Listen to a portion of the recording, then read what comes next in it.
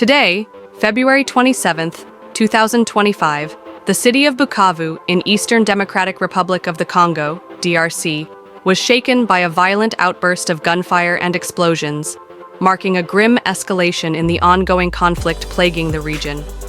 The incidents occurred at Independence Square shortly after a rally organized by the M23 rebel group, which has been tightening its grip on this key city since capturing it earlier this month. Bukavu, the capital of South Kivu province and the second-largest city in eastern DRC, has been under M23 control since mid-February, following their rapid advance from Goma, the largest city in the region, seized in late January. Today's chaos has left residents reeling, with casualties reported and panic spreading through the streets.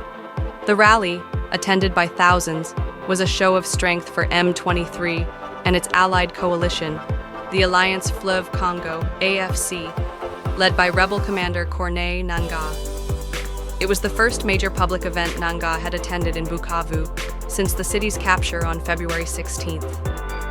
As the gathering concluded and rebel leaders stepped away from the podium, at least two powerful explosions ripped through the crowd, accompanied by bursts of gunfire. Video footage circulating online captured the harrowing aftermath, people fleeing in all directions, some carrying bloodied and limp bodies, while others lay motionless on the ground.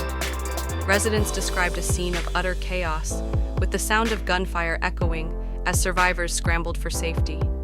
The exact death toll remains uncertain as the situation unfolds, but early reports suggest several people were killed, with dozens more injured. Posts on X indicate at least 13 confirmed deaths and 40 injuries, though these figures are yet to be officially verified by independent sources. The cause of death in this incident appears to be a combination of the explosions and subsequent gunfire. Witnesses reported that the initial blasts caused immediate fatalities, likely from shrapnel and the force of the explosions, while panic-driven stampedes and stray bullets claimed additional lives. The Congolese Red Cross was seen recovering bodies from the streets, a somber indication of the scale of the violence. The nature of the explosions, whether from improvised devices, grenades, or another type of explosive, has not been conclusively determined, though speculation is rife among locals and observers. Suspicion for the attack has quickly fallen on forces opposed to M23's control of Bukavu. Corneille Nangaa, who emerged unharmed, pointed the finger directly at DRC President Félix Tshisekedi, accusing him of orchestrating an assassination attempt. Speaking to Reuters by phone, Nangaa claimed, without providing evidence, that the bombings were a desperate move by Kinshasa to eliminate him and destabilize M23's hold on the region. Posts on X from AFC/M23 sources further allege that the bombs originated from the Burundian army, a claim that has yet to be substantiated, but aligns with the complex web of regional rivalries fueling the conflict. Nangaa and other senior rebel commanders were unhurt, and M23 has vowed to launch an investigation into the incident, signaling their intent to maintain order in the territories they control. On the DRC government's side, no immediate official statement has been released regarding today's events in Bukavu as of 5:51 p.m. CAT. However, the government has consistently condemned M23's advances, accusing Rwanda of backing the rebels to plunder Congo's vast mineral wealth, a charge Rwanda denies. Earlier this month, DRC officials criticized M23 for violating ceasefire calls from regional leaders, with the communications ministry stating that the rebels were imposing an urban war by attacking Congolese military positions. President Tshisekedi, speaking at the Munich Security Conference on February 15th, called for international sanctions on Rwanda, asserting that its expansionist ambitions threatened the DRC's sovereignty. Prime Minister Judith Suminwa, representing the DRC at the African Union Summit in Ethiopia this week, reported on February 24th that approximately 7,000 people had been killed in the conflict since M23's latest offensive began, underscoring the devastating human toll. The AFC/M23 leadership, for its part, has sought to portray itself as a stabilizing force amid the chaos. Following Bukavu's capture on February 16th, the rebels promised to restore security to a city they claimed had been abandoned by the Congolese army. In a statement read on local radio on February 17th, the AFC pledged to assist the population and reopen key infrastructure, such as ports on Lake Kivu, which were indeed reactivated on February 18th. M23 Commander Bernard Bayamungu, filmed addressing residents at Place de l'Indépendance on the day of the takeover, urged government forces to surrender and accused retreating soldiers of arming local youths who went on a looting spree. Today, however, that narrative of control was severely tested as the rally intended to solidify their authority descended into bloodshed. The latest updates paint a dire picture. Bukavu, a commercial hub of 1.3 million people bordering Rwanda, has been a prize for M23 due to its strategic location on Lake Kivu and its role in the mineral trade.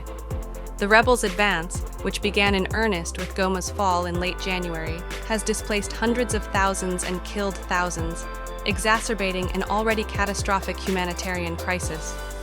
The United Nations reported on February 26th that violence in North Kivu, South Kivu, and Ituri provinces had worsened, with 350,000 people left without shelter since the escalation began. In Bukavu specifically, the World Food Programme condemned the looting of 7,000 tons of aid supplies on February 15th to 16th, just before M23's entry, highlighting the growing desperation among civilians. International concern is mounting. UN Secretary-General Antonio Guterres, speaking at the African Union Summit on February 15th, warned that a regional escalation must be avoided at all costs, and called for dialogue to preserve the DRC's territorial integrity. The United Kingdom's Foreign Office, on February 16th, labeled M23's actions a violation of DRC's sovereignty and demanded the withdrawal of Rwandan troops, which UN experts estimate number between 3,000 and 4,000 alongside M23 forces. French President Emmanuel Macron echoed the call for a ceasefire on February 15th, urging the rebels to retreat and allow Congolese authorities to return. Yet, the violence in Bukavu today suggests that such appeals are falling on deaf ears.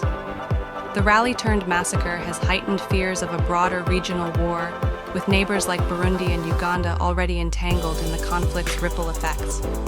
More than 40,000 people, mostly women and children, have fled to Burundi this month alone, including 9,000 in a single day. Meanwhile, Uganda's army chief, General Muhoozi Kainerugaba, threatened on February 15th to attack the Congolese town of Bunia unless forces there surrendered, a move that could drag yet another player into the fray. For the residents of Bukavu, the day's events are a stark reminder of their precarious existence. Economic activity, which had tentatively resumed on February 17th with markets reopening, is once again disrupted.